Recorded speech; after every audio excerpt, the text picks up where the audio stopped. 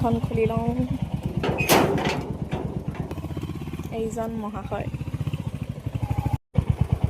উঠি লওঁ, কোলে ঘৰে লাগি আছে।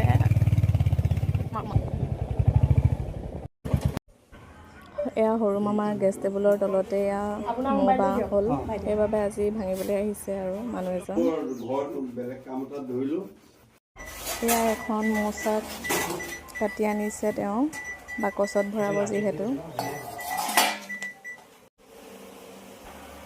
এয়া বাকচত ভৰোৱাৰ আগতে তেওঁ দুখন মৌচাক অলৰেডি ভৰালে। এয়া এখন মৌচাক ভাঙি আনিছে, আনি ভৰাব আৰু এতিয়া বাকচ। এয়া চাওকচোন মৌচাকখন কেনেদৰে বান্ধি বাকচৰ ভিতৰত সোমোৱাইছে। দুখন ভৰালে।